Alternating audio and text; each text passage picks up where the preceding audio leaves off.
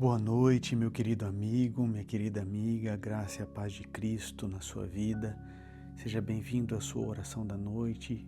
Aqui vamos meditar no Salmo 31, vamos clamar ao Deus vivo para que amanhã tenhamos um dia de vitórias, um dia de alegrias. A melhor forma de começar um dia é na noite anterior buscarmos o Senhor da vida. E esse Deus maravilhoso que conhece você, que chama você pelo nome, entende a tua dor e tem soluções que você desconhece para tirar essa angústia do peito, essa tristeza que insiste em te acompanhar. Então fique comigo aqui até o final, quero orar por você, orar pela sua vida, orar por proteção, por libertação. Vamos meditar na palavra do Senhor. Aqui nós servimos ao Deus de Abraão, ao Deus de Isaac e de Jacó. E é a esse Deus que eu quero interceder pela sua vida. Então, se você tem um pedido de oração, vem aqui nos comentários, escreva a oração da noite e faça o seu pedido de oração. Vamos juntos orar, vamos juntos caminhar em oração, fortalecendo uns aos outros. Juntos nós vamos melhor, juntos nós vamos mais rápido. Eu e você somos irmãos em Cristo Jesus e precisamos nos unir em fé, não importa a sua igreja, a sua denominação. O que importa é que todos precisamos de um renovo, todos nós precisamos de uma palavra que acalme o nosso coração. Lembre-se que Pedro nos orientou a lançarmos sobre Cristo toda a nossa ansiedade, porque Ele tem cuidado de nós. Se você ainda não é inscrito aqui nesse canal, se inscreva, venha participar todas as noites, estamos juntos aqui. A partir de 15 para as 7 da noite já está disponível o Boa Noite Jesus. Você pode, obviamente, ouvir em qualquer momento, porque a Bíblia diz que a fé vem pelo ouvir e ouvir a palavra de Deus. Então vamos meditar, vamos ler o Salmo 31 até o verso 12. Vamos ler até o verso 12 e amanhã daremos continuidade. Quando o salmo é um pouco maior, a gente divide ele em dois, tá bom? Então, Salmo 31, de 1 a 12, diz assim: Em ti, Senhor, me refugio. Nunca permitas que eu seja humilhado. Livra-me pela tua justiça. Inclina os teus ouvidos para mim. Vem livrar-me depressa. Seja a minha rocha de refúgio, uma fortaleza poderosa para me salvar. Sim, tu és a minha rocha, a minha fortaleza. Por amor do teu nome, conduze-me e guia-me.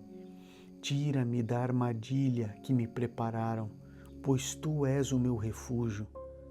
Nas tuas mãos entrego o meu espírito. Resgata-me, Senhor, Deus da verdade. Odeio aqueles que se apegam a ídolos inúteis. Eu, porém, confio no Senhor. Exultarei com grande alegria por teu amor, pois viste a minha aflição, conheceste a angústia da minha alma.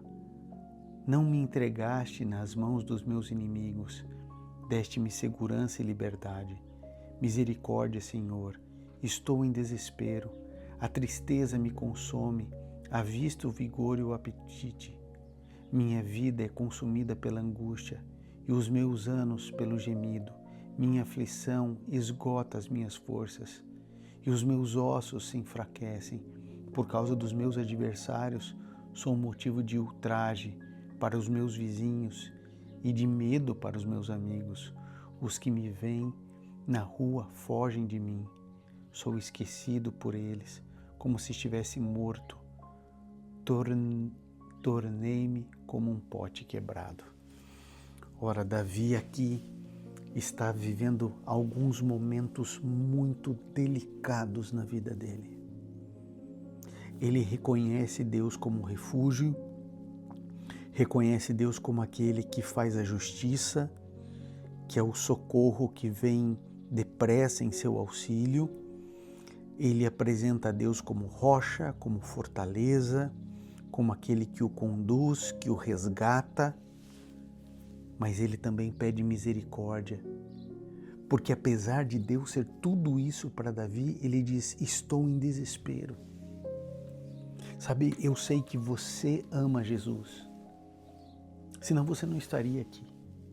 Eu sei que você quer ser uma pessoa mais espiritual, que você quer pertencer a Jesus. Mas apesar disso, talvez você esteja em desespero. Às vezes as contas que não param de chegar e você não tem como pagá-las. Às vezes é um problema com seu filho, com a sua filha, que tira o seu sono, tira a sua paz. Às vezes é o casamento que não deu certo. Às vezes é a preocupação que temos com os nossos pais, com os netos. Tantos problemas. Problema de saúde. Às vezes é depressão, uma tristeza no coração sem fim. Tanta coisa, olha, são tantas coisas que a gente não sabe às vezes nem o que pedir, porque se a gente fosse pedir tudo é muita coisa. Mas sabe, Deus continua sendo o nosso refúgio e a nossa proteção. Talvez tudo que você precise hoje seja de proteção, proteção contra a dívida, contra a doença, proteção contra os ataques do inimigo, proteção para a tua família, proteção para o teu coração. Então, além do seu pedido de oração aqui nos comentários, escreva, Senhor, vem me proteger. Olha que poderoso, que bonito, que sincero, tão simples. Escreva, Senhor, vem me proteger. Senhor, vem me proteger. Às vezes precisamos de proteção contra nós mesmos. Às vezes nós é que cavamos o buraco que caímos. Senhor, vem me proteger. Senhor, vem me proteger. E eu creio que Deus é a sua força e a sua fortaleza. E que Ele quem desembaraça perfeitamente os seus caminhos. Há um Deus no céu que ouve a tua dor. Um Deus no céu que conhece o que você está passando e que não vai te abandonar, não vai te desamparar. Ele ama você. Ele conhece você. Ele entende você. E Ele está aí ao seu lado. Por isso, nós vamos entregar nossa vida a Deus. Todas as noites devemos entregar nossos pensamentos, nossos sonhos, nossos medos, vitórias ou derrotas. Entrega tudo e confia em Deus. Confia que Ele vai fazer o melhor. O melhor. Senhor, vem me proteger. Louvado seja Deus pela tua vida. Creia, minha irmã, creia, meu irmão. Dias melhores virão porque Deus está ao nosso lado. Porque Deus não vai nos desamparar. Receba a palavra de Deus na sua vida. E se você tem falta de fé, diga, Senhor, me ajude a crer. Caminhe ao lado de Cristo, pratique a presença de Jesus. Aqui nesse canal do YouTube já tem mais de 4.500 vídeos, sermões, pregações, meditações para você maratonar, para você ouvir, porque a fé vem pelo ouvir e você precisa de fé para crer no poder de Deus, para restaurar a tua vida, a tua família, a tua casa. Creia no Senhor Jesus e será salvo tu e a tua família. Nós não estamos aqui passando um tempo juntos, nós estamos buscando o Deus vivo. E Jesus Cristo, o nosso Salvador, está conosco. E os anjos do Senhor vão proteger você durante toda essa noite. E você vai ter um despertar feliz. E você vai viver as alegrias do céu. Em nome de Jesus, eu entrego tua vida agora. Eu quero orar com você. Mas quero pedir que você compartilhe essa mensagem. Que você leve esperança a outras pessoas. Seja um instrumento de Deus para abençoar a vida de pessoas que sofrem como eu e como você. E juntos vamos pregando o Evangelho. Agora vamos orar e clamar ao Deus vivo. Bondoso Pai, Criador dos céus e da terra, estamos na Tua presença pedindo o Teu perdão, pedindo a Tua unção e pedindo proteção. Pai, o Senhor conhece as nossas dores, nossos traumas, nossos complexos. Por isso estamos aqui confessando nossos erros somente ao Senhor em pensamento. Nós precisamos de paz para viver. Precisamos de um recomeço. Precisamos de uma saída desse labirinto chamado vida. Pai, por favor, vem em nosso socorro.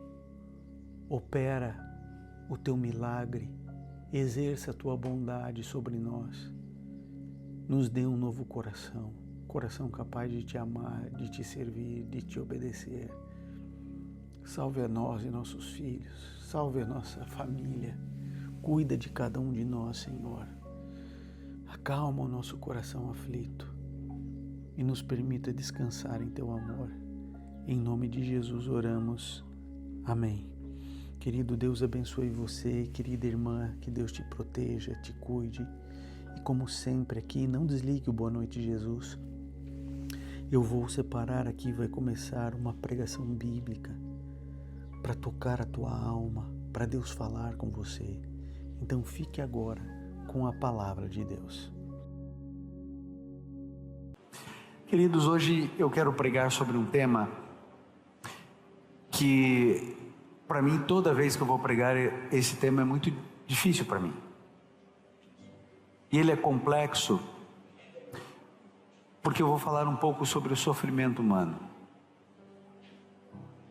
E esse é um terreno sagrado da vida de cada um de nós.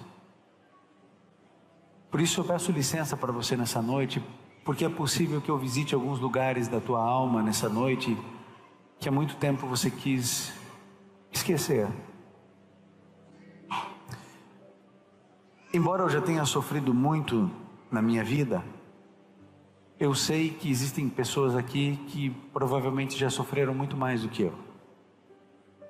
Por isso eu vou tratar desse tema com muito respeito, com muita delicadeza. Mas é possível que em algum momento o Espírito de Deus traga à tona algumas coisas que você jogou para debaixo do tapete da alma. E uma verdadeira limpeza, ela não é escondida.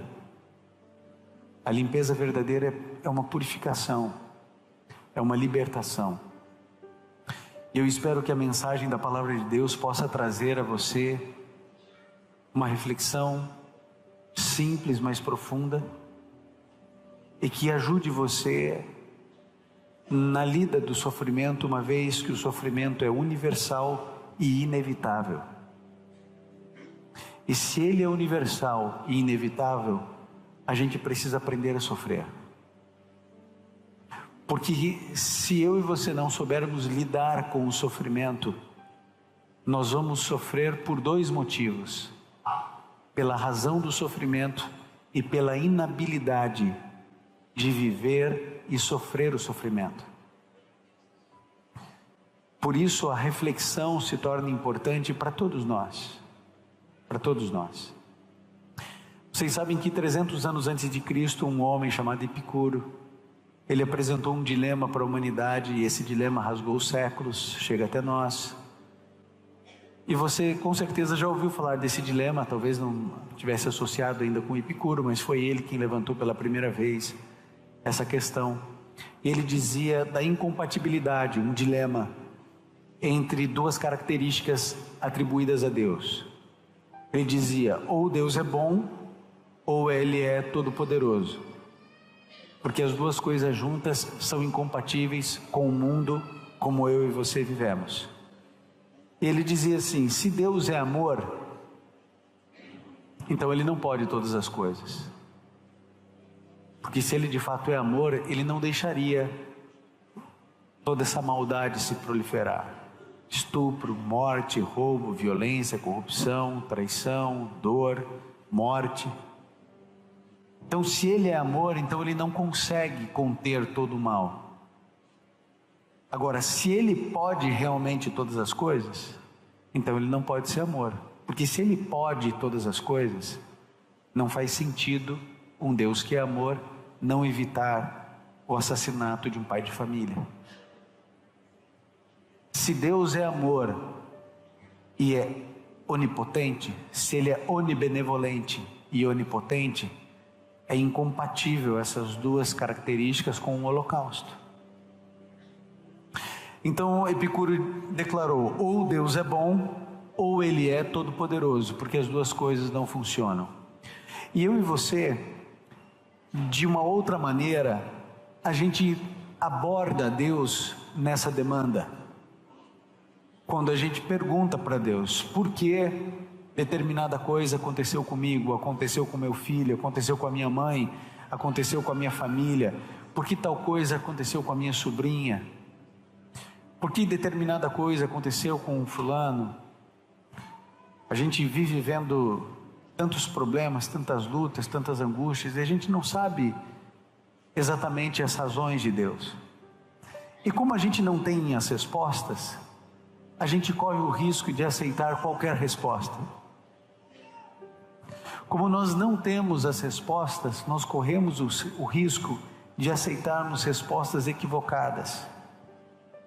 Uma coisa que eu de vez em quando ouço até hoje, é alguém chega e diz assim: olha, você não deve perguntar a Deus por quê, você deve perguntar a Deus para quê. Já ouviu isso? Quando o indivíduo fala isso, eu digo assim: raios, que diferença faz do para quê e do porquê? Eu estou sofrendo igual. Não, porque o porquê é a razão, para que o objetivo. Que objetivo tem uma menina ser violentada? Que diferença faz eu perguntar por quê ou para quê? Mas é bonito, né, a gente trabalhar, fazer um jogo de palavras, porque nós não temos respostas. Estamos sujeitos a aceitar respostas erradas. Nós temos a tendência de achar que nós somos advogados de Deus e que a gente pode defender Deus diante da demanda do sofrimento humano. Eu acho interessante quando se criam teologias e as pessoas absorvem aquilo como se fosse verdade, mas não param para pensar e refletir sobre algumas coisas. De vez em quando a gente ouve alguém dizer assim: não foi Deus quem fez, Deus permitiu. Já viu isso? Deus não é culpado, Ele só permitiu. Amigo, se eu permito o seu assassinato com a capacidade de evitá-lo, eu não sou moralmente responsável? Vocês se lembram daquela embarcação no Rio de Janeiro, na Baía de Guanabara, Batomushi? Lembram disso? Quem lembra é velhinho já. Eu sei por causa dos livros de história que eu pesquiso e tal, mas... Batomushi, gente, afundando na virada do ano, todo aquele negócio. Vários capitães de outras embarcações foram processados criminalmente porque se negaram ou se omitiram ao socorro. Quando você tem a possibilidade de socorrer o incapaz diante de perigo iminente e você se omite, você é criminalmente responsável por isso. Mas a gente quer defender Deus, a gente quer ser advogado de Deus, e a gente diz assim: não foi Deus que fez, Deus permitiu. Aí a pessoa tem câncer. Por que será que Deus permitiu? Como se a palavra permissão, trocada pela ação, simplesmente isentasse Deus da sua responsabilidade como um Deus de amor e um Deus todo-poderoso. Mas como é difícil para nós determinarmos que Deus é o autor ou corresponsável pela dor e pelo sofrimento. A gente cria alternativas dentro do nosso vocabulário e dentro da nossa lógica para tentar equalizar Deus na nossa vida no meio do sofrimento que não tem explicação.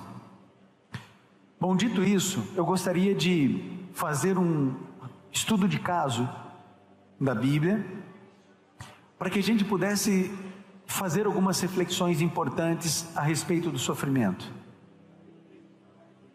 E eu espero que a mensagem de hoje possa ajudar você como tem me ajudado na minha caminhada cristã. Se você trouxe a sua Bíblia, por favor, abra no livro de 2 Coríntios, no capítulo 12, a partir do verso 7. É um episódio da vida do apóstolo Paulo, bastante conhecido, e eu gostaria de fazer uma reflexão sobre isso. 2 Coríntios 12, a partir do verso 7. Aqui a Bíblia, a palavra do Senhor, nesse livro, ela diz algo significativo, importante para nós. E declara: e para que eu não ficasse orgulhoso com a grandeza das revelações, foi-me posto um espinho na carne, mensageiro de Satanás para me esbofetear, a fim de que eu não me exalte. 3 vezes pedi ao Senhor que o afastasse de mim. Então ele me disse: a minha graça te basta, porque o meu poder se aperfeiçoa na fraqueza. De boa vontade, pois, ainda mais me gloriarei nas fraquezas, para que sobre mim repouse o poder de Cristo. Porque sinto prazer nas fraquezas, nos insultos, nas privações, nas perseguições, nas angústias por amor de Cristo, porque quando sou fraco, então é que sou forte. Bom, nós temos aqui o apóstolo Paulo e ele está pedindo a Deus uma coisa. Eu não sei quantas vezes você já pediu algo muito importante para Deus, porque a gente pede muita coisa que é importante, mas não é tão importante. Isso aqui era muito significativo para ele. É a única vez na Bíblia que você percebe o apóstolo Paulo orando por algo para si. Ele pede que Deus retire o espinho da carne. Quando você vai nos comentários bíblicos por aí, quase que unanimemente, os comentaristas apontam que provavelmente, e eles usam 1 ou 2 textos bíblicos para dizer que esse espinho poderia ou provavelmente seria alguma coisa na vista ou na visão do apóstolo Paulo. Embora eu não seja teólogo, aliás, longe disso, sou apenas um pastor, eu discordo. Porque vocês se lembram que o apóstolo Paulo, ele ficou cego, sem enxergar 3 dias, lembram disso? E aí Deus vai lá e recupera a visão dele. Eu não acho que Deus ia recuperar mais ou menos, acho que eu acho que se ele tinha algum problema de miopia, astigmatismo, alguma coisa, foi tudo corrigido ali. Quando Deus recupera a visão dele, eu não acho que ia deixar ele meio assim. Mas é só uma ideia. O fato é que existia alguma coisa na vida do apóstolo Paulo que o incomodava muito. E ele pede a Deus, e ele clama a Deus. E aquilo é desesperador para ele. Eu não acho que o apóstolo Paulo ele pediu seguidamente para que o espinho fosse retirado. Eu acho que ele estava vivendo talvez um dos piores momentos da vida dele, e ele não suporta mais esse espinho na carne, e ele ora. E Deus diz não. Passa mais um tempo, ele vai suportando, coragem, força, garra, chega um momento ele não aguenta mais, ele ora de novo, Deus diz não. Passa mais um tempo, ele suporta, ele pede, Deus diz não. Queridos, eu entendo quando Deus diz não para mim, mas eu confesso a vocês que eu não entendo quando ele diz não para o apóstolo Paulo. Dizer não para mim, tudo certo. Para o apóstolo Paulo, para mim é difícil. Por que para mim é difícil? Porque você se lembra que antes de ser Paulo, ele era conhecido como Saulo. Quem era Saulo? Saulo era um homem rico. Ele não era bem de vida, ele era rico. Ele era fariseu dos fariseus. Quando tinha dilemas teológicos entre os grandes sábios da época, simplesmente com 3 frases, o apóstolo Paulo resolvia esse dilema. Uma capacidade intelectual tão acima da média, que quando ele vai para o berço da cultura filosófica do mundo ocidental, que é a Grécia, ele vai às ágoras, e no parlamento, ali nas ágoras, quando ele prega, quando ele fala, os filósofos ficam de boca aberta. Tamanha sabedoria, capacidade intelectual desse homem. Um homem extremamente rico, extremamente inteligente, socialmente aceito, cidadão romano, cidadão judeu. Ele era a elite da elite. E ele era muito sincero e muito intenso em tudo que ele fazia. E ele não gostava de crente, né? Não gostava de crente. E ele achava que esse negócio de cristianismo era uma seita. E ele achava que esse negócio de seita você tinha que matar na raiz. Tinha que arrancar com raiz e tudo. Por isso ele matava, prendia, perseguia. E ele pediu uma carta para os grandes líderes de Jerusalém, para ele poder prender qualquer um que advogasse a messianidade de Jesus de Nazaré. E no meio do caminho, vocês conhecem a história, ele cai por terra, fica 3 dias cego, e aí então Deus chega para Ananias e diz assim: Ananias, meu filho, tem um homem lá na rua direita, eu acabei de falar para ele que você está indo lá orar por ele, e depois da oração vai recobrar a visão. Aí Ananias diz assim: tá bom, quem é? Assim, é um rapaz chamado Saulo. Que Saulo? De Tarso. E aí Ananias dá 2 passinhos para trás, né? Fala assim: Senhor, é quem eu estou pensando que é? Fala assim: então, isso é bandido. Você é bandido, assassino. Ele está perseguindo a tua igreja, ele está destruindo a tua igreja, é um dos piores que tem, é isso aí.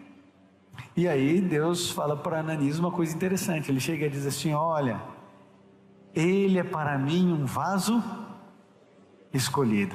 É bom ou é ruim ser um vaso escolhido? Bom ou ruim? Excelente. Para quem não leu o verso 16 do capítulo 9 de Atos. Porque no verso 16, Deus continua falando com Ananias e diz assim: ele entenderá o quanto significa sofrer pelo meu nome. Ele foi um vaso escolhido para entender o que significa sofrer pelo nome de Cristo.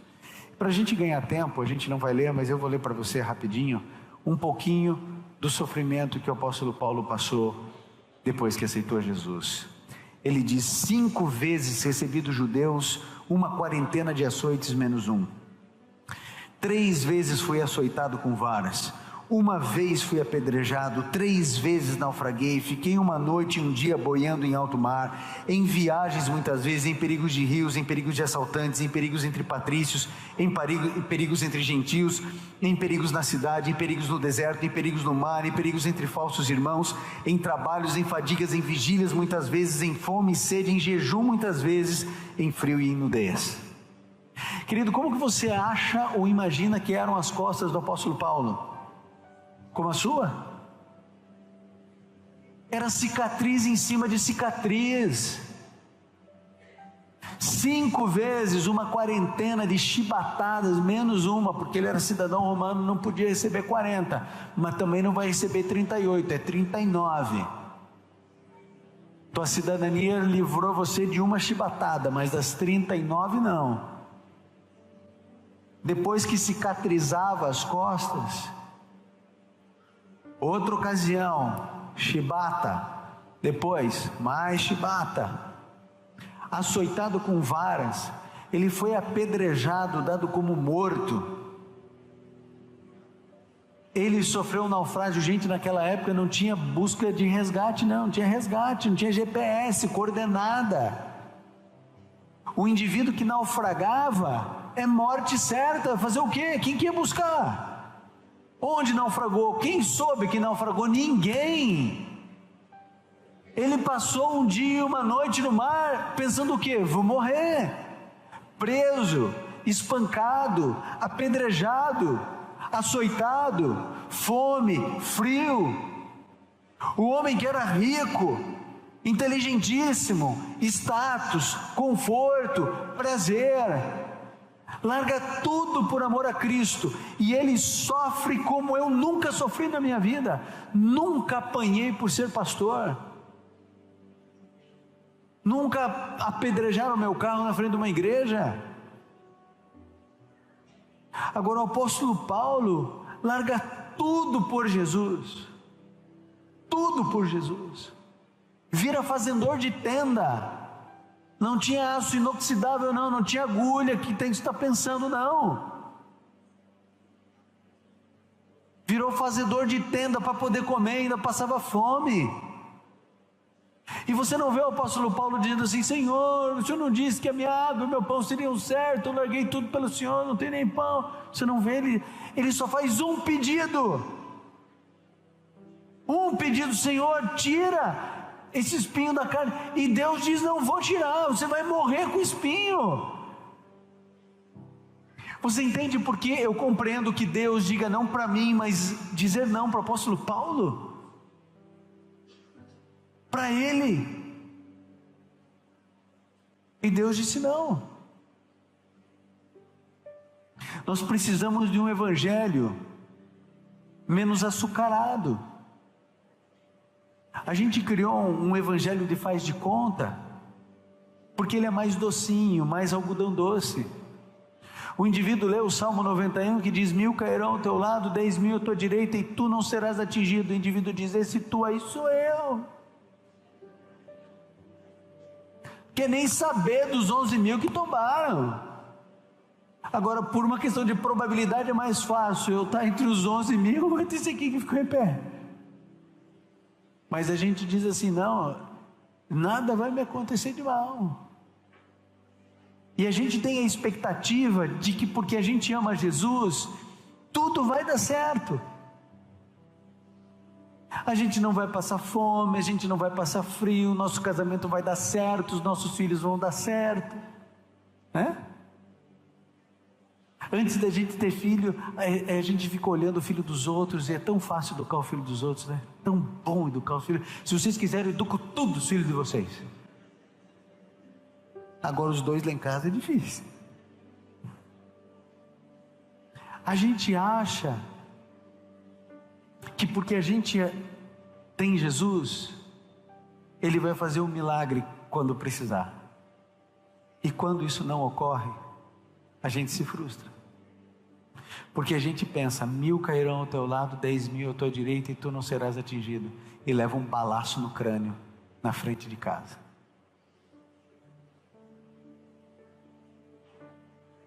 A gente acha que 10.000 cairão ao lado, 1.000 à nossa direita, e o Josmar vai em uma festa popular com os pais e com a namorada, que pede um churros para ele, de doce de leite. E ele compra os churros para a namorada, ele não está com vontade, pega na mão dela, e quando ele está caminhando 3 passos da barraca, ele põe a mão no peito e diz: ai, ai, ai, ai, ai, ai. Se encosta no chão, e ele fica, bala perdida. Eu fiz o funeral dele. Acabou. Bala desceu, atravessou a clavícula, cortou o coração, morreu. 28 anos. Acabou. Vocês se lembram de Jó? Homem íntegro, reto, temia Deus e se desviava do mal. Esse é o cara, né? Íntegro, reto, temia Deus e se desviava do mal. Quem declara isso? O próprio Deus. Eu tenho certeza que Deus não pode falar isso de mim, mas Deus pode falar de Jó. Íntegro, reto, temente a Deus e se desviava do mal. Até que aparece um diálogo entre Deus e o diabo. E aí Deus disse assim: você viu que você está comandando a terra inteira, né? Estou passeando pela terra. Minha terra agora é minha. Você viu que você domina sobre todo lugar, mas tem um lugar que você não domina? Que lugar que eu não domino? A terra é minha. Ele falou: não, você não domina o coração de Jó. Jó, ele é um homem íntegro, ele tem o meu temor, e quando você aparece, ele se desvia. Você vem pela direita, ele vai para a esquerda. Você vai pela esquerda, ele vai para a direita. Você avança, ele recua. E aí o diabo diz assim: claro que não. Jó é uma farsa. Aliás, vocês dois têm uma relação promíscua. Isso que você está dizendo aí é mentira.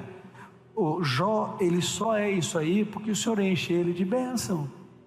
É o homem mais rico da terra, tem 10 filhos, tudo que ele faz prospera. toque de Midas, tocou, vira ouro. Ele é um interesseiro, você é um corruptor, ele é um corrupto, isso aí é uma grande farsa. Jó não é íntegro. Jó não tem nada de temor do Senhor, você compra ele. E Deus disse assim: não, eu sei quem é Jó. Jó é íntegro.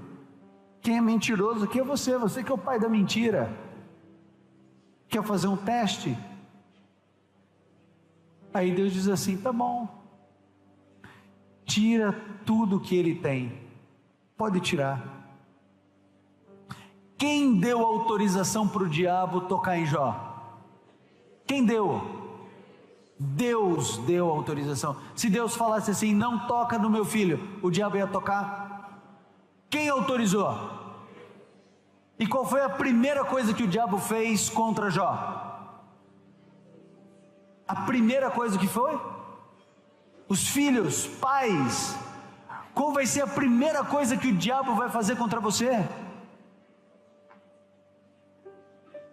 Porque é aquilo, né? Arranca um braço meu, mas não toca no filho, não é assim? É claro que ele vai na tua jugular. É claro que ele vai destruir teu filho, tua filha. E ninguém está brincando, não. Não blinde a tua casa, não blinde o teu lar para você ver o que vai acontecer. Não existe quantidade maior de pedido de oração na minha vida do que mães que pedem pelos filhos. Esse é o tema principal de todos. Se eu fizer um post no Instagram dizendo assim: essa semana nós vamos orar por todos os filhos, mães, avós, coloque o nome dos filhos de vocês aqui, vai bombar. Porque a primeira coisa que o diabo faz para destruir a tua vida é arrebentar teu filho, tua filha. Mas a gente brinca de ser pai, né? A gente brinca de ser mãe. Nós vivemos numa sociedade de pais fracos, de homens fracos e mulheres fortes. E isso tem destruído os nossos filhos e as nossas filhas. A gente fica com essa brincadeirinha: quem manda lá em casa sou eu, sim senhora. Que é um bando de banana. E aí o filho cresce vendo o pai, quem manda dentro de casa é a mulher, porque a mulher é forte e o homem é fraco. E aí começam as nossas distorções. Isso não é discurso machista, não. O que eu estou dizendo para você é que a gente brinca de ser pai, brinca de ser mãe, a gente acha que a gente tem que ser amigo do filho. A gente não tem que ser amigo do filho, a gente tem que ser pai do filho. Teu filho tem amigo, ele precisa de um pai que olhe dentro dos olhos dele e diga assim: parou com esse palavrão aí, rapaz, que debaixo desse teto ninguém fala isso aqui não. Mas a gente é amigo, né? Então ele fala o palavrão, fala o outro, que é parceria, né? A primeira coisa que o diabo faz é arrebentar os nossos filhos, é destruir as nossas crianças. No caso de Jó, com a autorização expressa de quem? Quem autorizou, gente? Deus autorizou. Quando está recebendo a notícia, chega o outro servo falando assim: patrão, roubaram tudo, não sobrou uma ovelha. E Jó saiu do homem mais rico da terra para o mais pobre da terra em um dia. Jó rasga a roupa, começa a chorar e diz: nu saí do ventre da minha mãe, nu eu volto ao pó da terra, bendito seja o nome do Senhor. Não diga amém. Quer que aconteça isso na sua vida? Não. Que assim seja? Assim se não. Não diz amém. Aí volta o diálogo de Deus com o diabo. Assim: mas também ele não blasfemou ainda porque tem saúde. E a gente diz por aí, né? O que importa é ter saúde, né? Tendo saúde está tudo bem. Então é o seguinte: pode tirar a saúde. O que você acha que o diabo fez? Uma doença mais ou menos ou a pior que o inferno pôde inventar? O indivíduo estava em cima de cinzas, não tinha posição para o camarada inteiro em carne viva. Você acha que era só uma questão de epiderme, que era só externo ele em carne viva? Você acha que não estava com úlceras no pâncreas, no intestino, no pulmão?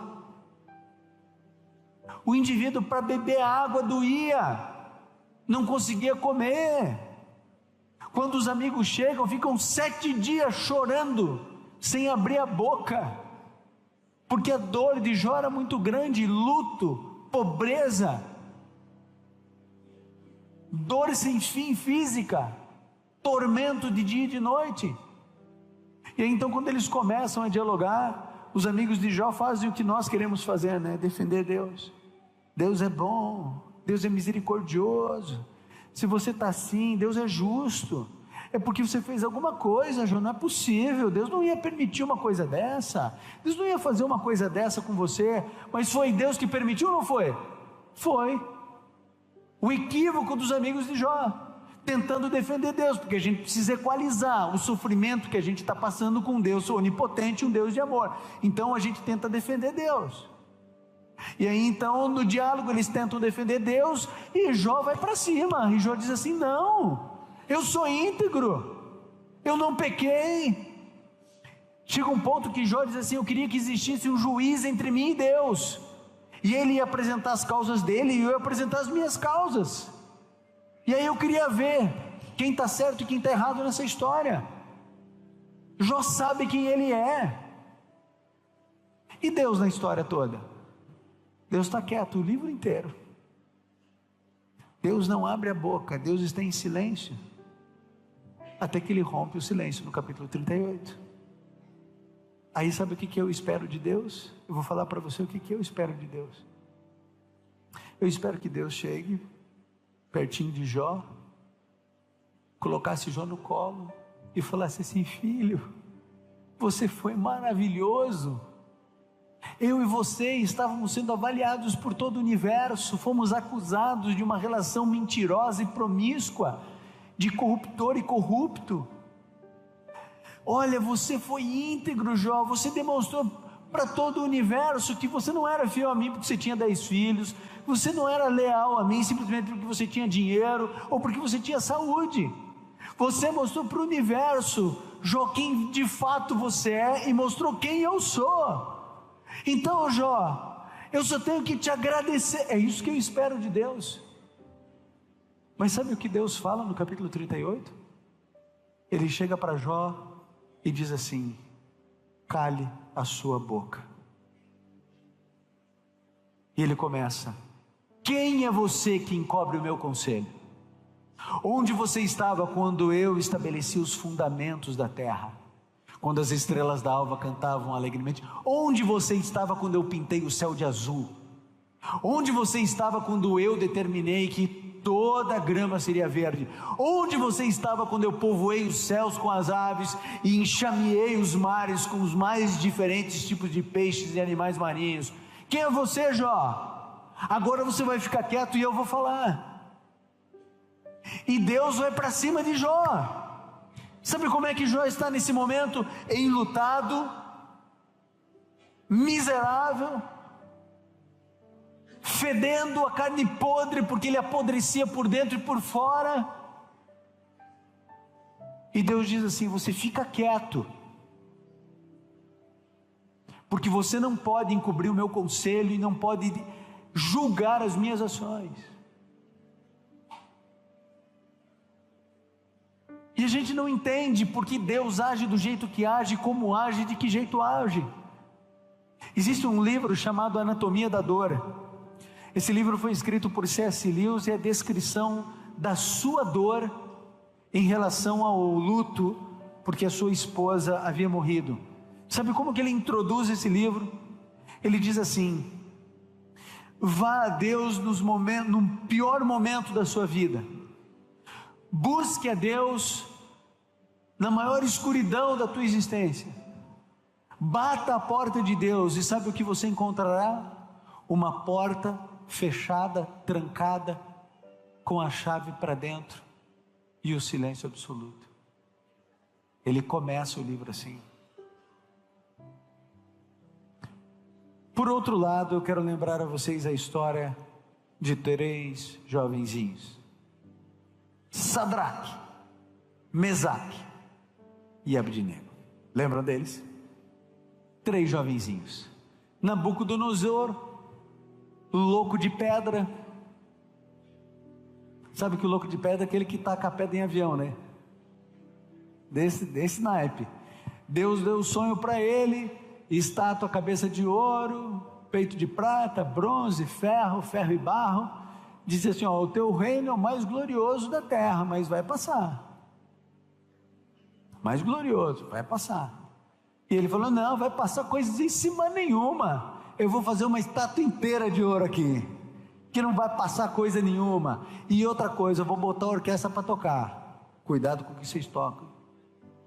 Vou botar a orquestra para tocar, e a hora que tocar, aí vai todo mundo ajoelhar. E aí a orquestra tocou, e todo mundo ajoelhou para a estátua, mas os 3 menininhos ficaram em pezinho assim, ó, só esperando o que ia acontecer.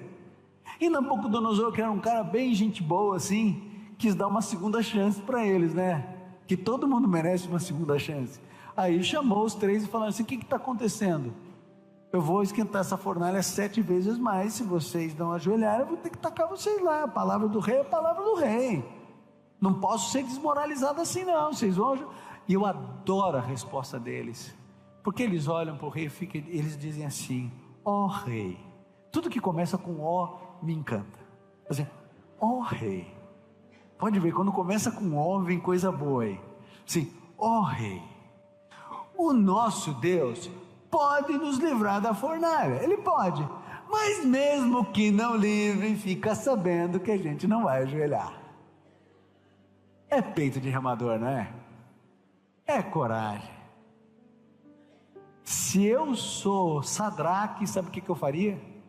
Eu faria assim, ó: Senhor, tu sabes que meu coração é teu. Tu sabes que eu jamais adorarei essa estátua.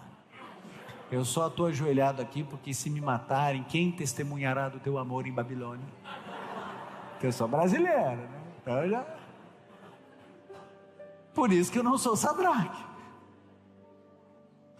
Por isso que se eu encosto o dedo no ferro, eu já não vou trabalhar no dia. E os 3 são jogados na fornalha. E aí Deus livra ou não livra? Livrou ou não livrou? Ele fez mais do que livrar. Ele desceu. Ele poderia só livrar, né? Não precisava descer, mas ele desceu. E aí Nabucodonosor disse: mas não eram 3, como é que tem 4 e o quarto é semelhante ao Filho dos deuses? Eu fico pensando, né? O que eles conversaram naquela fornalha? Eu não queria ser uma mosquinha, porque a mosquinha ia morrer, né? Se fosse lá. Mas eu queria saber o que eles conversaram lá naquela fornalha. E quando eles saem, nem cheiro de fumaça tem no cabelo deles. Gente, a gente abre a fogueirinha, bate o vento, a gente já muda de direção, porque senão vai infestar a roupa. Nem fumaça tinha. Deus livrou. Aí resolvem jogar Daniel na cova dos leões. Daniel já velhinho nessa época. E eu acho interessante porque a gente vê assim nas gravuras, que o pessoal desenha assim uns 3 leões na cova. Eu acho que tinha uns 30 lá dentro. Porque é para botar medo, então é leão. Vai ter 3. Vai que um fica doente, já fica 2. Era muito leão, tinha uns 50 leões lá dentro. Babilônia, o símbolo era o leão, tinha um monte de leão. E aí jogam Daniel lá dentro e Deus diz assim: ó, ninguém vai comer ninguém aqui dentro hoje não. Segura aí que eu vou trazer uns camaradas para vocês aqui. Esse aí não é para comer ainda. E Deus livrou. Querido, veja, eu até agora só estou falando de heróis da fé. Eu estou falando de Paulo, eu estou falando de Jó, estou falando de Sadraque, Mesaque, Abdenego e Paulo. Uns Deus não livra e outros Deus livra. Então não pode ser uma questão de espiritualidade ou de comunhão, porque todos tinham espiritualidade e todos tinham comunhão. O apóstolo Paulo, o maior evangelista da história, sistematizou a teologia cristã nas suas 3 epístolas. Vaso escolhido, Jó, homem íntegro, reto, temente a Deus, se desviava do mal. E Deus disse: vai padecer e vai sofrer. E para esses aqui diz assim: nem fumaça vai ter cheiro a roupa de vocês. Querido, não é exatamente a mesma coisa que acontece na nossa igreja? Criança está com leucemia, a igreja ora, jejua, implora, pede a Deus, milagre acontece, e ela está aí agora com 14 anos, nos desbravadores, alguém olha e diz assim: esse menino é um milagre de Deus. Aí passa o tempo, outra criança com câncer, a igreja ora, jejua, pede, implora, ela morre. Por que que isso acontece? Se Deus é o mesmo ontem, hoje e eternamente, se Ele é onibenevolente, se Ele de fato é onipotente, por que que Deus diz assim: vou salvar essa menina, e essa aqui Ele diz: não vou salvar, vai para a sepultura? Há uma razão para isso. E se você se concentrar no que eu vou dizer a partir de agora, você vai começar a entender algumas coisas.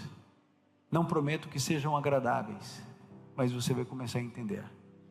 Isso acontece por causa de uma única palavra, e a palavra é soberania. Deus é soberano na vida humana, e Ele não deve satisfações a você, nem a mim. O último ar que você respirou aí não é teu, tá?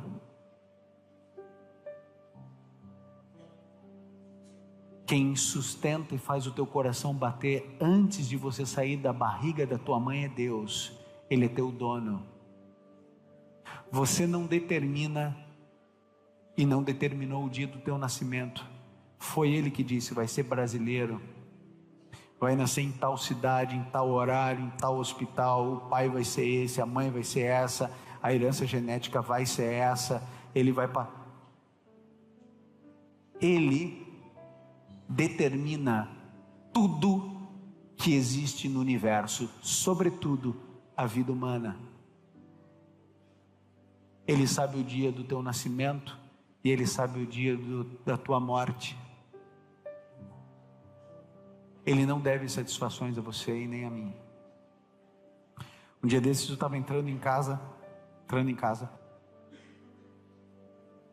e lá em casa, quase em frente da porta, do lado assim, tem uma pata de elefante.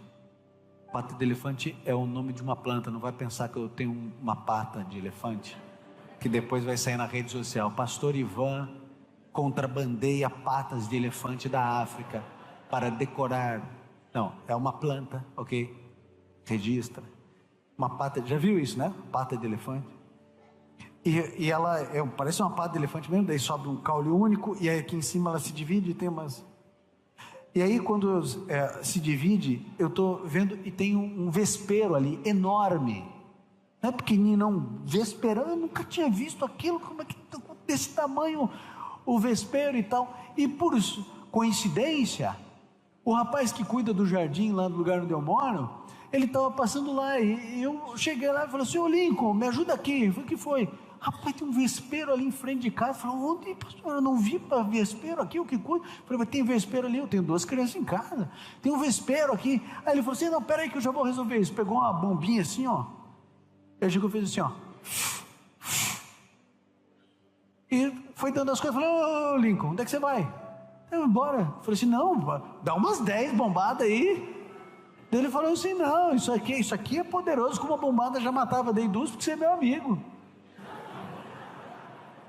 Daí eu falei: mas isso aí não vai resolver o problema. Ele falou: fica tranquilo, volta aqui 5 minutos.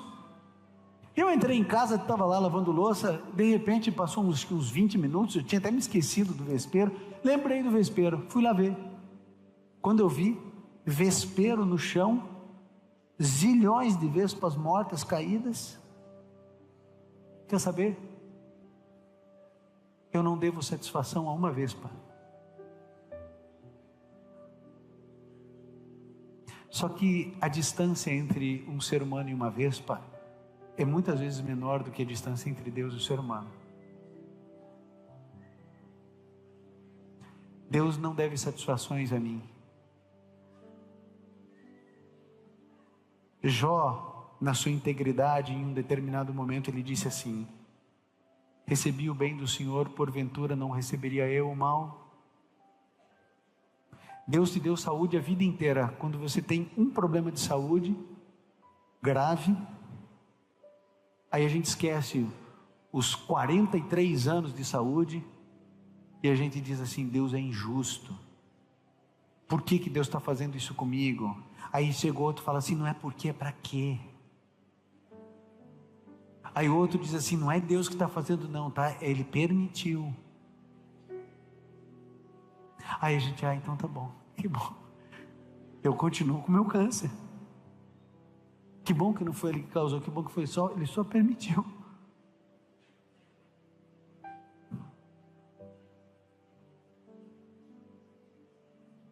Eu me lembro quando o Gabriel era menor. O Gabriel tem 12 anos hoje. Mas quando ele era menor, ele desse tamanhozinho assim, ó. Ele chegava e falava assim: pai, tem um menino que está me perturbando no colégio. Eu falei assim: como assim? Ele quer me bater. Eu falei assim: mas sai de perto. Sai de perto. Ele falou assim: pai, mas eu saio de perto, daqui a pouco ele está perto. Eu falei assim: não, você vai fazer o seguinte então. Quando ele chegar perto, quando ele quiser te bater, você vai segurar ele e falar assim: você não me bata, que eu não vou deixar você me bater. E o Gabriel falou assim: pai, não dá, pai. Daí eu falei assim: não, tenta, faz o que o pai está falando. Aí no outro dia, pai, ele tentou me bater de novo, pai. E eu já comecei a ficar brabo, né? E daqui a pouco eu voltava e falava assim: pai, ele está me perturbando de novo. E eu falava assim: filho, você quer que eu vá lá na escola? Eu falava: não, pai, não quero que vá. Eu falei: meu filho, como é que eu vou te ajudar? Você não posso ir na escola porque você vai ficar mal, mas se não vou, você também fica mal. E daí chegava outro dia: pai, está querendo brigar comigo, pai. E lá, e ele falou assim: mas filho, você tem que dizer para ele: sai de perto, vai brincar, segura, não deixa, sai, corre. E eu ali, né? Um dia eu cheguei para ele e falei assim: é o seguinte, ele vai te bater. Quando ele te bater, você vai fechar a mão, você vai mirar bem no nariz dele, e você vai dar uma só uma. E aí o Gabriel: pai, não dá, pai. Eu falei assim: como não dá, filho? Você precisa fazer alguma coisa. Você não quer que eu vá, você não faz, você não quer, você vai ficar apanhando até quando? Até que um dia minha esposa foi na escola e bateu uma foto. O Juan é mais alto que eu. E eu pedia para ele segurar o menino. O Gabriel palito assim, o Gabriel.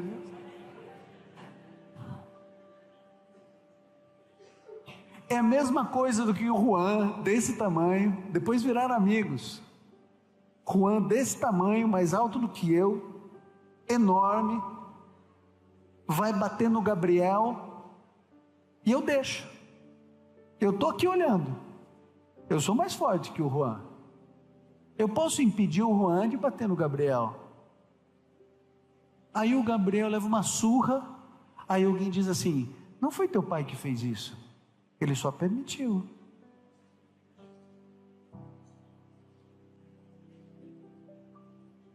Deixa eu explicar uma coisa para você. A gente nunca vai ter todas as respostas, porque Deus não nos convida na Bíblia a entendermos todas as coisas. Ele nos convida a confiarmos em quem Ele é. Eu posso não entender as ações de Deus, e muitos dos meus questionamentos eu não tenho resposta adequada, mas eu sei quem Ele é. Existem algumas coisas que você, que não é pastor, nunca vai entender. Você nunca vai receber um e-mail de uma mulher dizendo assim: eu não consigo acreditar nesse Jesus que você prega, porque eu já tentei Jesus e nunca fui feliz. Existem coisas que você não vai entender. Você não estava comigo de madrugada em Campo Grande quando meu telefone foi tocado, E eu atendi, eu tive que correr no meio da madrugada, porque um pai de família foi assassinado em frente de casa. E você chegou no funeral, como eu cheguei, e a mulher estava dopada, sem reação nenhuma, algumas pessoas ao redor dela e 3 crianças literalmente penduradas no caixão, chamando pelo pai. Uma mulher que entra em contato comigo e diz assim: pastor, por que a história é cíclica? A minha vida é o diabo, eu nunca poderei ser feliz. Minha mãe engravidou na adolescência, depois casou com um homem, esse homem, meu padrasto, começou a mexer comigo quando eu tinha 5 anos, isso foi até os 12, quando eu criei coragem de falar para minha mãe me bateu, não acreditou em mim, continuei sendo molestada, e é claro, aos 16 anos eu engravidei de um outro homem, que com certeza o senhor já pode imaginar, eu não casei com ele, e aí na minha carência absurda, eu fui me entregando para todo homem que aparecia, sempre procurando ser feliz, sempre procurando preencher o meu vazio, e eu sempre sofrendo, até que um homem promete cuidar de mim, da minha filha, e eu junto as minhas coisas com esse homem, e a gente vai vivendo junto, e agora minha filha aos 8 anos vem dizer que esse homem está mexendo com ela, e eu, pastor, como a minha mãe, covardemente não tenho coragem de abordar e de enfrentar o homem. Por que a minha vida é assim? Não é você que recebe as mensagens da Ana Carolina, mãe da Isabela Nardoni, que desde o que aconteceu não consegue ter uma noite de paz. Não é você que conversa com a mãe que teve o filho arrastado, esfolado vivo, preso a um cinto de segurança. Há tanta dor nesse mundo, há tanto sofrimento nesse mundo. Esse mundo é como se existisse um vapor de lágrimas subindo a Deus todos os dias. Todos os dias as pessoas sofrem. No Brasil, a cada 20 minutos uma mulher é violentada. 62 mil assassinatos no Brasil, até agora, nesse ano. De cada 100 assassinatos, 8 são investigados. Você talvez não vá aos presídios na frequência que eu vou. E quando eu vou no dia de visita, o que você encontra é um monte de mãe desesperada, que ama o filho, que é bandido, que roubou, que teve latrocínio, que roubou a mão armada, que traficou, que aliciou menor. Há tanta dor e há tanto sofrimento nesse mundo, mas uma coisa você precisa entender: a tua lágrima é sagrada para Deus. E embora Ele não impeça que elas caiam, a Bíblia declara que a nossa lágrima é recolhida no odre de Deus. E um dia, quando nós chegarmos no céu, Deus terá um lugar com as tuas lágrimas e com as minhas lágrimas que Ele guardou. Porque a tua lágrima, a tua dor, a tua angústia é sagrada aos olhos do Senhor. É por isso que Jesus se apresenta nessa terra como homem de dores e experimentado no sofrimento, porque quando alguém é abandonado, Jesus entende porque ele foi abandonado. Quando alguém é traído e sente-se trocado ou trocada, Jesus entende porque ele foi traído. Quando o indivíduo é espancado, Jesus entende porque ele foi espancado. Quando alguém se sente sozinho e solitário, Jesus entende porque ele foi. Quando o indivíduo é preterido, quando o indivíduo é humilhado, quando é satirizado, Jesus entende porque ele foi. Quando o indivíduo é caluniado, Jesus entende. Quando o indivíduo vive os momentos que antecedem a sua própria morte, Jesus entende o que esse indivíduo está passando, com gosto de sangue na boca, os últimos segundos de fôlego de vida, Jesus entende porque ele passou por isso. E esse homem de dores, experimentado no sofrimento, ele diz assim: aguenta, porque esse mundo de pecado é assim. É impossível não existir dor em um mundo de pecado. Se não existisse dor e sofrimento nesse lugar, nenhum de nós iria querer o céu. Nós estamos bebendo um cálice, e nesse cálice tem câncer, tem traição, tem malícia, tem estupro, tem inveja, tem morte, tem adultério, tem tudo. E nós somos os protagonistas disso. Recebemos injustiça e promovemos injustiças. Falam mal de nós pelas costas e nós falamos mal dos outros pelas costas. E falamos na frente, e falamos por trás, e somos maledicentes, e espalhamos fofoca. E se um indivíduo tem um pecado público, nós somos os primeiros a abordar o assunto e a levantar o assunto, porque a gente tem prazer na destruição do próximo e do semelhante.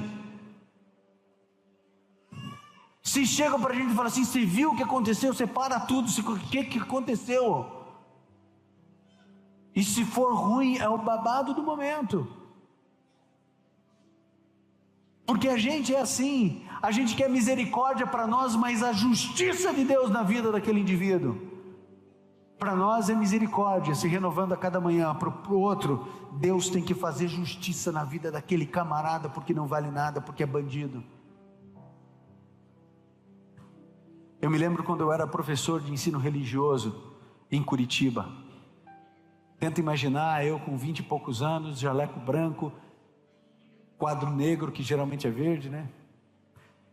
E eu escrevendo na sala de aula, apresentando provas filosóficas da existência de Deus, achando que eu estava abafando, né? Provas filosóficas, não científicas, filosóficas, só ideias, conceitos. E de repente tinha uma menina, sentada no canto, quase que deitada na cadeira, mascando chicletes, nem aí para mim. E eu lá todo empolgado, ela não está nem aí para mim, eu também não estou nem aí para ela, mas eu estava filmando ela, ela estava me filmando, e a gente ali, de repente a menina ergueu a mão. Eu não estava prestando atenção, agora quer participar, por favor? Ela olhou e falou assim: professor, vamos parar com essa palhaçada logo aí. Como assim palhaçada? Contando piada. Esse negócio da existência de Deus. Aí ela veio com aquele discurso: todo mundo sabe que Deus é a invenção dos fracos. Aquela conversa que tem ateu que é assim, né? Leu 3 artigos sobre ateísmo e acha que resolveu o problema. E eu não sabia exatamente o que fazer. Ela meio que me jogou nas cordas, porque eu não estava esperando aquilo. E nisso o sinal tocou. Sinal tocou, era o último período, o pessoal já ia para o almoço, cumprimentando o pessoal na porta, né? Tchau, tchau, tchau, até mais, valeu, hein, professor, valeu. E eu só olhando a menina, e a menina enrolando as coisas dela lá, com vergonha, porque só tinha uma porta, né? Tinha que passar por mim, não ia pular a janela, 3º andar. Então eu estava ali esperando a menina, e todo mundo tchau, tchau, tchau, eu esperando a menina. De repente não tinha quase ninguém, a menina vem, ela e os chicletes verdes dela, sorriso amarelo, e nem era ano de Copa.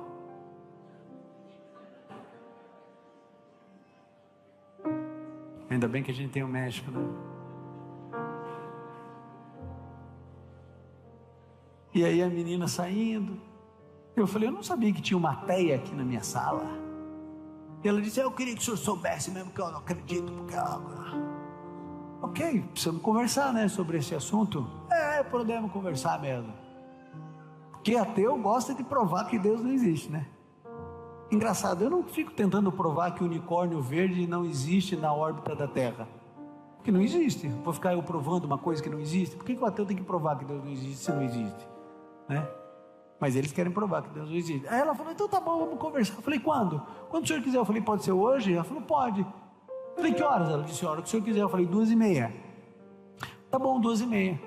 Gente, não fui nem almoçar, fui direto para a biblioteca, fui pegar mais argumentos, né? Relembrar, pensar, ver, e fui pesquisando, falei: essa menina vai sair daqui orando hoje, entende? Vai sair daqui orando. 16 anos, se empatar com a menina de 16 anos, vai ganhar de quem, né? Pô, 16 anos, falei assim: não, essa menina vai sair daqui orando.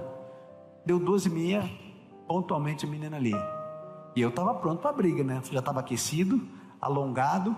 Falei assim, agora deixa comigo, que eu, se tiver teu aí, vem conversar comigo depois. Aí tá, todo, né? E você sabe que existe uma técnica de argumentação muito antiga, que você sempre apresenta os argumentos mais simples, menos elaborados, para os mais complexos. Porque às vezes na metade do caminho você já ganhou a batalha e você nem gasta mais tempo, né? Você já vai. E eu usei a técnica com a menina e eu comecei a jogar uns argumentozinhos aqui. Aí eu uso até ali. E a menina nada. E eu fui colocando um argumentozinho um pouquinho melhor. E ela nada. E eu fui colocando outro. E mais um. E eu comecei a colocar argumento mais forte, mais pesado, mais elaborado intelectualmente. A menina não se demovia. E eu fui indo. Chegou uma hora que eu comecei a pensar, mas será que Deus existe mesmo? Talvez ela esteja certa, né? E eu sei que chegou uma hora que eu fiquei pensando, né? Por que essa menina está desse jeito? O que aconteceu com ela?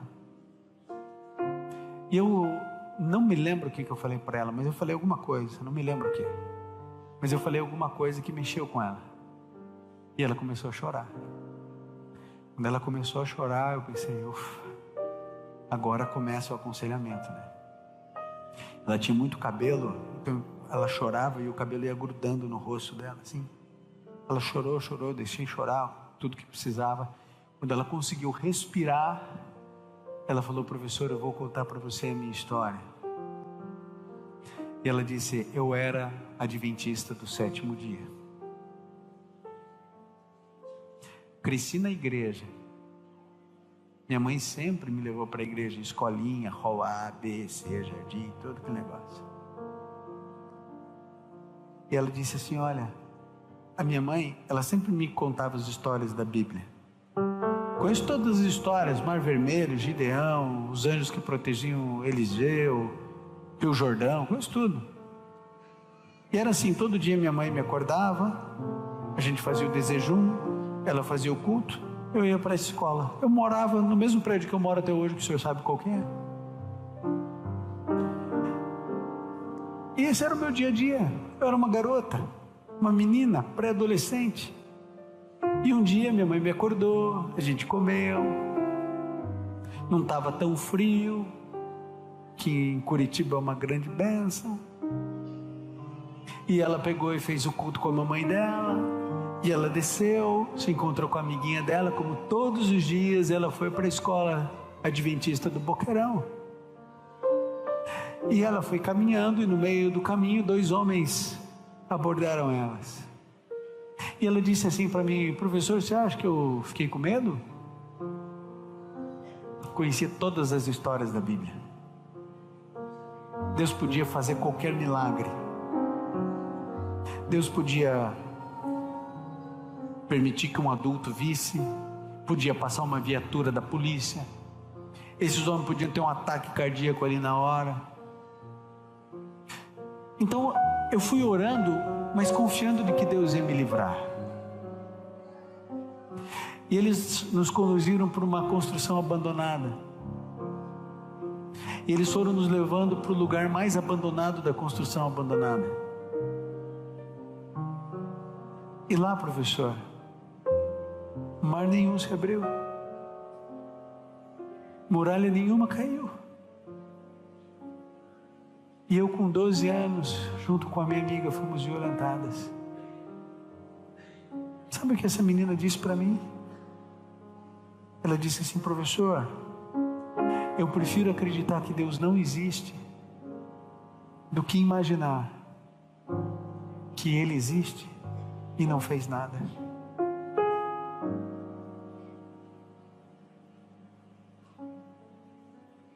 Sabe o que eu disse a ela?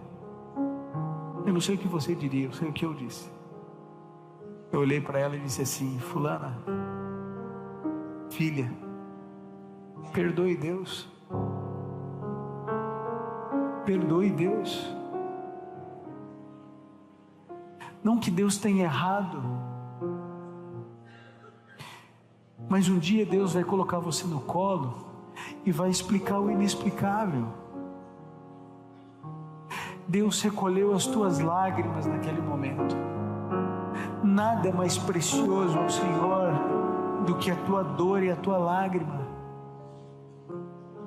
Ele recolheu isso, tua lágrima não caiu no chão empoeirado de uma construção abandonada. Nenhum ser humano na terra vai poder explicar para você por que Deus permitiu. Ninguém. Você pode ler a Bíblia de uma capa a outra, você pode ir em qualquer igreja, qualquer denominação, você pode falar com o homem mais consagrado do mundo, ninguém, só Cristo pode te explicar o inexplicável. E um dia Ele vai enxugar do nosso olho toda lágrima, e Ele vai secar para nunca mais uma lágrima cair. Um dia, amigo, crianças não terão mais leucemia. Um dia ninguém mais vai ser forçado a nada. Um dia todos nós seremos livres e libertos do pecado. Nunca mais as nossas células vão entrar em confusão e vão nos matar. Nunca mais alguém vai falar mal de você ou vai trair você. E Jesus Cristo disse: eu vou pôr um fim em tudo isso, mas aguenta aí, tenha o dia, tenha a hora para isso acontecer. Quando Gabriel era menor, um dia eu tive que chegar para ele e falar assim: filho, o pai vai ter que levar você para o hospital. Eu disse: mas por que, pai? Eu estou bem. Eu falei assim: eu sei ou não sei, mas eu vou ter que te levar. Eu falei: por que, pai? Ele era pequenininho, 3 aninhos e meio. Eu falei assim: porque o pai precisa fazer exame de sangue em você. Eu falei: o que é isso, pai? Eu falei assim: um tio ou uma tia vai estender o teu braço e vai colocar uma agulha no teu braço e vai tirar sangue. Ele falou assim: pai, não dá para ser aquele do dedinho. Eu falei: não dá, filho. Ele falou assim: pai, mas eu não quero ir. Eu falei assim: papai também não quer te levar, mas eu tenho que levar. E o Gabriel disse assim: mas papai, se você não quer e eu não quero, a gente não precisa ir. Eu falei assim: eu não quero, filho, mas eu preciso. E não entendia. Eu falava assim: porque eu preciso ver se está tudo bem com você. Eu falei assim: meu pai, está tudo bem comigo. E eu falei assim: filho, eu tenho que levar. E o Gabriel não entendia porque eu coloquei ele no carro e ele já foi chorando. E eu fui tentando acalmar ele em todo o percurso de casa até a Policlin, mas nada acalmava o menino. Eu prometi para ele um docinho depois, sorvete, mas ele: eu não quero sorvete. E eu tirei ele do carro e eu fui levando ele com aquele cheiro de hospital. E lá tinha uma enfermeira, daqui a pouco apareceu outra, e não tinha cadeira para criança, era só cadeira de adulto. Eu sentei, o Gabriel sentou no meu colo, o apoio por braço. Apareceu uma mulher com uma borracha, amarrou, prendeu, e todo o ritual que você conhece, e pega agulha, e pega frasco. E o Gabriel começou a entrar em desespero, e eu ficava no ouvido dele dizendo assim: filho, está tudo bem, filho, está tudo bem. E ele dizia assim: pai, vai doer, pai, vai doer, pai. Eu sei que vai doer, eu não posso mentir para você, vai doer. Mas filho, você não precisa olhar. E se tiver muita dor, você aperta bem forte a minha mão e a gente fica junto aqui. E à medida em que a situação ia se aproximando, o Gabriel começou a se debater, e se ele se debatesse ia piorar. E eu tenho que segurar ele com força, e outra enfermeira vem e segura ele com força, e ele está preso, e fui eu que levei ele, sou eu que estou segurando ele. E a mulher vem, enfia a agulha e arranca sangue, e tira um tubo de sangue, tira outro tubo de sangue, e ele berra, e ele chora. Ele não consegue entender porque o pai dele, que diz que ama ele, está levando ele para arrancar sangue dele.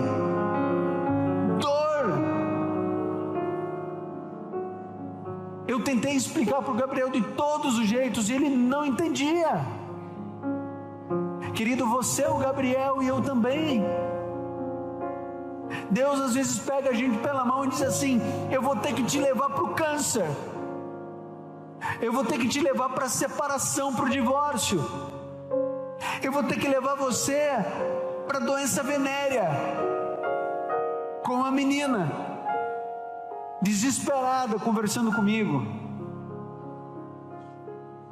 se juntou com outro homem, traição por um lado, traição por outro, bebida, sexo, drogas e rock and roll, violência, um batendo no outro. Quando ela consegue se libertar de toda maldição, descobre que tem doença venérea. Vai responder a menina. Vai responder a menina. E Deus pega na nossa mão e diz assim: agora eu vou te levar para a sepultura.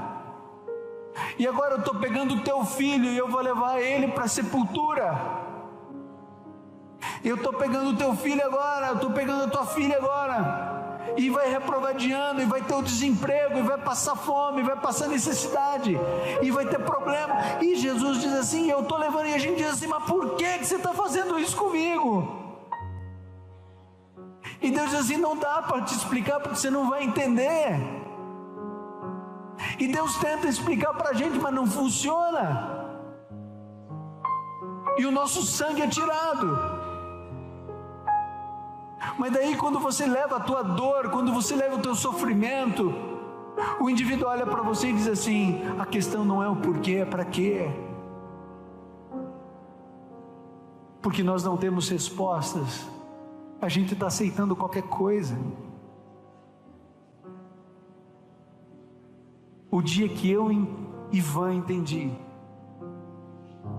que eu não vou ter respostas para os meus sofrimentos pessoais, nem para os sofrimentos pessoais das pessoas que eu amo, o dia que eu entendi que eu tenho que confiar em quem Deus é, porque eu não consigo entender as ações dele, o dia que eu entendi que ele é soberano e que ele não deve satisfações a mim, o dia que eu entendi que ele é bom e que mesmo que eu sofra e mesmo que eu não entenda,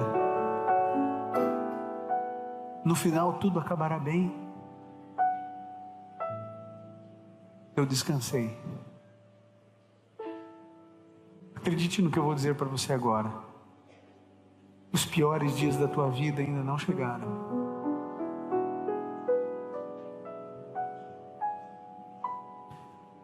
E acredite no que eu vou dizer para você agora também: o teu fim será de dor, o meu fim será de dor. Ou eu vou enterrar meu filho, ou ele vai me enterrar. Porque a gente vive um inferno aqui na terra, de dor, lágrimas e sofrimento. Jesus, ele não mentiu para ninguém, ele disse: neste mundo tereis aflições. Ele não mentiu para você nem para mim, mas ele disse: tenha bom ânimo, porque eu venci o mundo. Aguenta aí, aguenta um pouco, falta tão pouco tempo para Jesus voltar. Está doendo em você, também dói em mim. Ou você acha que eu não tenho problemas?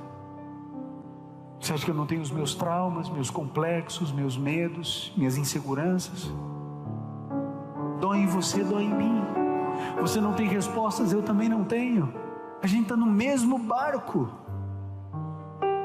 Mas eu sei quem Deus é. Eu sei qual é o caráter de Deus. Eu sei que Ele é bom. E mesmo que eu não entenda as suas ações, eu sei que Ele vai me conduzir ao porto seguro. A tua lágrima precisa cair no colo de Cristo. A tua dor, teu sofrimento.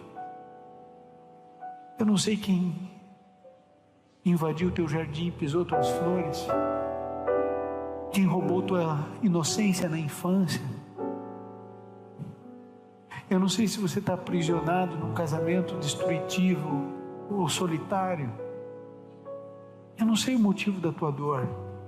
Eu não sei se a tua dor está terminando ou se ela está só começando. Mas uma coisa eu sei: acredite em quem Ele é. Você vai beber o cálice da dor e do sofrimento, e eu também vou beber. Jesus Cristo nunca prometeu que seria fácil. Ele prometeu que o final valeria a pena. Não existe abandono eterno. O que existe são lágrimas preciosas, preciosíssimas, e cada uma delas é recolhida.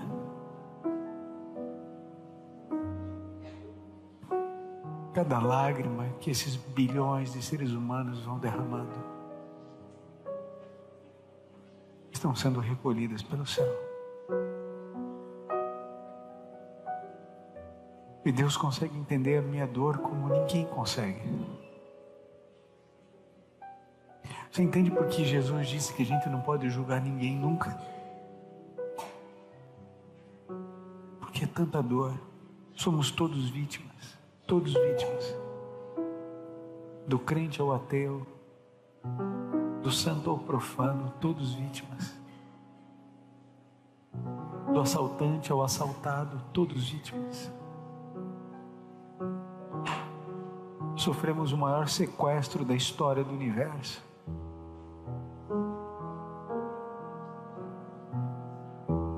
Mas eu preciso dizer para você que eu estou aguardando Jesus voltar como você. Que eu também sofro. Que existem algumas lágrimas que nunca ninguém vê, só Deus e eu.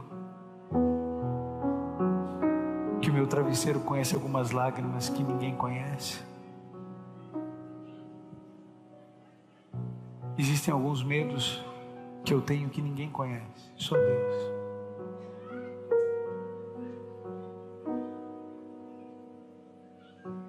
E eu sei quem eu sirvo. E eu sei que às vezes Deus me conduz para arrancar meu sangue. Mas eu sei quem Ele é. E mesmo que eu não entenda por que Ele fez isso comigo, ou por que Ele faz isso comigo, eu confio porque eu entendo que não há dor que dure para sempre. Toda dor é por enquanto. Por isso aguenta. A promessa da Bíblia é que não existe provação maior do que você possa suportar. Então aguenta, amigo. Aguenta. Não desiste. Por nada. Vocês sabem o que faltou para Judas, né?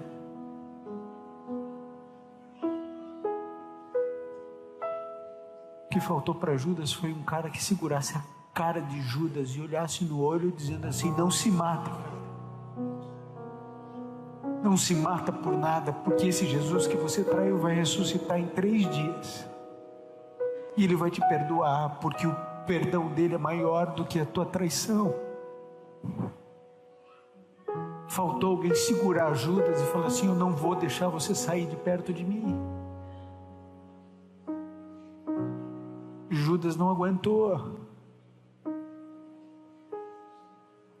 Aguenta.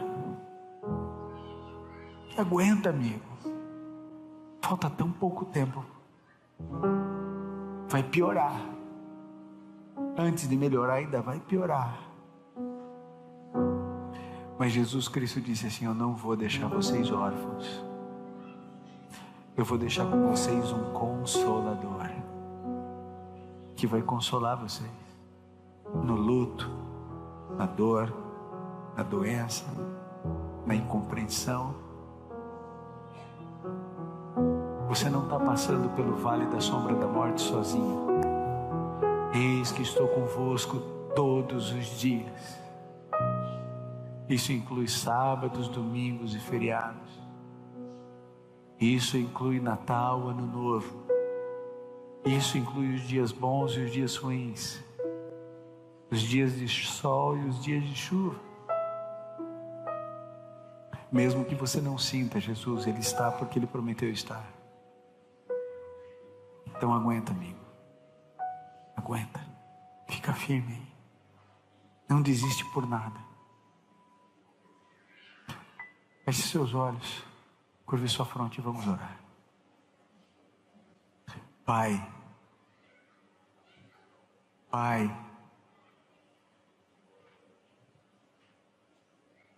obrigado porque toda dor é por enquanto.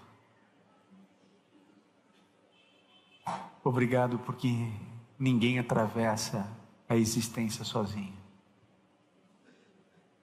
Pai pode abandonar, a mãe pode dar as costas, os irmãos podem odiar, mas o Senhor permanece. O teu amor dura para sempre.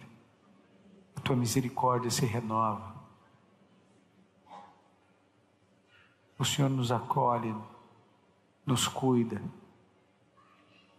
Nos momentos mais difíceis, o Senhor nos pega no colo. E nos momentos mais fáceis também. A gente não entende muita coisa na nossa vida. Há tanta dor dentro da nossa casa. Há tanto problema ali dentro. Para nós não tem solução, Pai. Há tantas coisas, é tão complexo. Não depende de nós, às vezes depende. A gente não consegue nem saber qual é o problema, quanto menos a solução, quanto mais a solução.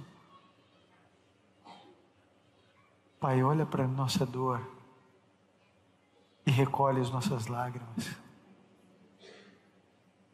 Guarde cada uma delas no teu odre.